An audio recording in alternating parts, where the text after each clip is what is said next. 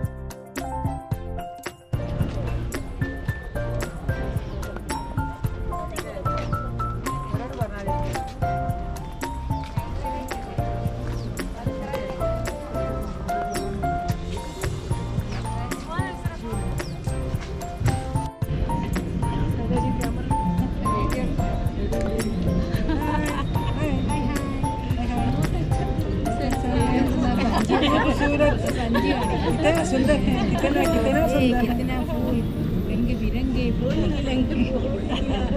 अभी तो कहता है कितना सुंदर।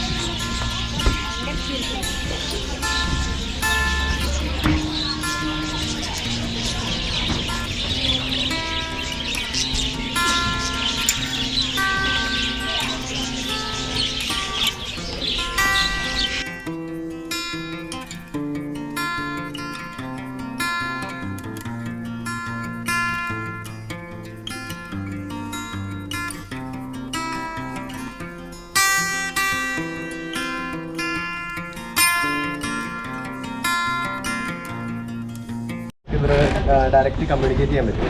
അവർക്ക് സംശയങ്ങളോ കാര്യങ്ങളുണ്ടെങ്കിൽ നമുക്ക് ഇത് ആൻസർ ചെയ്യാം. അങ്ങനെയാണ് നമ്മൾ തന്നെ ഒരു സെർവർ ബിൽഡ് ചെയ്തേക്കുക. ആ സെർവറിലേക്ക് നമ്മൾ 2022 ഡേറ്റ കാര്യങ്ങളെല്ലാം ആഡ് ചെയ്തിട്ടുണ്ട്. ഇപ്പോൾ ലൈക്ക് ഇപ്പോൾ നമ്മൾ സെർച്ച് എഞ്ചിൻ പോലെ തന്നെ സെർച്ച് ചെയ്ത് നമുക്ക് അതിന് വേണ്ട ഔട്ട്പുട്ട് എങ്ങനെയാ വെച്ചാൽ കിട്ടും. നമ്മളൊരു റാസ്ബെറി പൈ എന്ന് പറഞ്ഞ ചിപ്പോടെ യൂസ് ചെയ്യണം. അപ്പോൾ നമുക്ക് ബ്ലൂടൂത്ത് വഴിൻ്റെ മൂവ്മെൻറ്റും കൺട്രോളും ആണല്ലോ. മൂവ് ചെയ്യും. ഷെയ്ക്കാൻ്റെ കൊടുത്ത് പോയതാ. ശരി. അയ്യോ ഇങ്ങനെ ബലം കൊടുത്തേ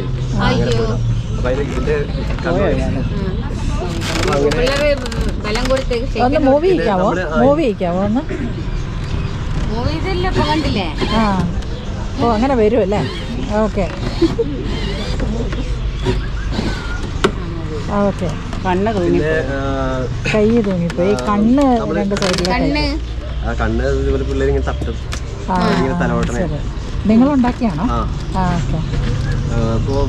എന്താ റോബോട്ടിക്സ് ആണോ പഠിച്ചത്? മെക്കട്രോണിക്സ്. നമുക്ക് പറഞ്ഞു കഴിഞ്ഞാൽ നമുക്ക് ഇൻപുട്ട് നമ്മൾ കൊടുക്കുന്ന മൈക്കിൽ കഴിയാം. അപ്പോൾ ക്ലാസ്സിലായ പോലെ അല്ലെങ്കിൽ ഇപ്പോൾ നമ്മളിവിടെ പോലെ ഭയങ്കര ക്രൗഡും നോയ്സും കൂടുതലാണെന്നുണ്ടെങ്കിൽ നമുക്ക് ഇപ്പോൾ ആരാണ് ചോദിക്കുന്നത് അല്ലെങ്കിൽ നമുക്ക് കറക്റ്റായിട്ട് ഇൻപുട്ട് കിട്ടണം. ആ സമയത്ത് നമ്മൾ ഈ യൂണിറ്റ് മൈക്ക് ഉപയോഗിച്ചിട്ടുണ്ട്. അപ്പോൾ ഇതിൽ നിന്ന് കിട്ടുന്ന ഇൻപുട്ട് ആദ്യം റെക്കഗ്നൈസ് ചെയ്യുന്ന സമയത്ത് നമ്മൾ സ്ട്രോങ് ഡാറ്റ അല്ലെങ്കിൽ ഡാറ്റ പ്യൂർക്ക് വേണം. അതിനുശേഷം അത് ലിസൺ ചെയ്ത് റെക്കഗ്നൈസ് ചെയ്ത് നമുക്ക് വേണ്ട ഔട്ട്പുട്ട് വരും. എക്സാമ്പിൾ കാണിക്കുകയാണെങ്കിൽ hello Hello, how can I assist you today?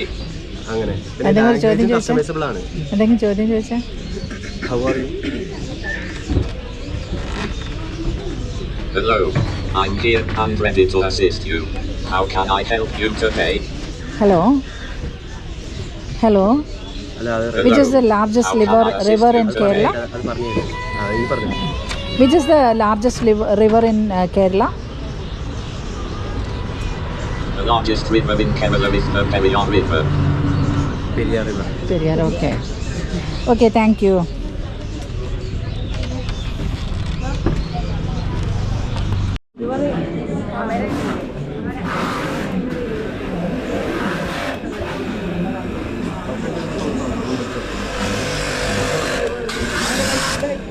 Madam ഒരു പ്രശ്നം നോക്കിയാലോ വീട്ടിലേക്ക്?